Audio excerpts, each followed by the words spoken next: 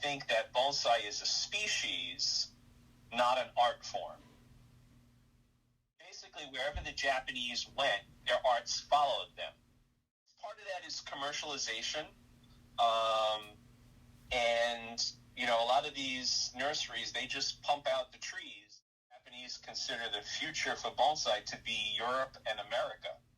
Well, Japan has the history. The bonsai came from China originally, and the Japanese have taken the art to its ultimate heights, and to the point where the word bonsai is used internationally. Everyone uses the word, even the Chinese, even though their art has a different name. Speakers in from Europe, we've had guest speakers in from Japan, and I would say that there seems to be a little more appreciation for history in Japan and Europe than in America. You don't see bonsai portrayed very often in the media. When it is portrayed in the media, it's a prop. It's just a background piece.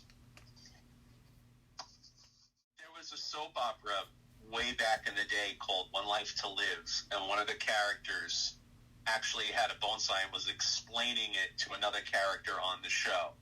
And that was probably the best representation that I've seen in like 30 years. There are not a lot of Asian people in my area that are doing the art.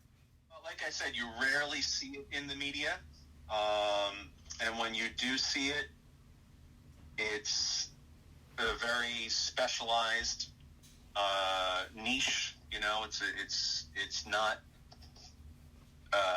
not a widespread appreciated art. Most people are afraid of them. They're afraid they're killing, a piece of history, or they think the tree should be, 900 years old. So when I do see them in the media, I don't see them being portrayed positively. I see them as a prop. They're just kind of there. Bonsai came to Japan from China. And if you know a little bit about Japanese history, the Japanese people are not native to Japan. They're actually from the mainland. The original inhabitants of Japan are Caucasian people called the Ainu, and they were displaced by the immigrants from the mainland. My instructor used to say that if you look at Chinese bonsai, it's a very wild and austere and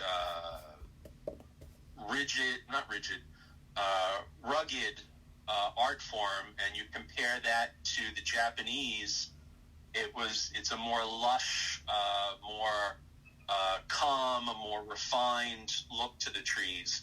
And my instructor always felt that represented the psychology of the two peoples, because the Japanese have so many people crammed into a small space that they needed something more soothing and relaxing, whereas the Chinese trees tend to be a little more out there, a little more extreme.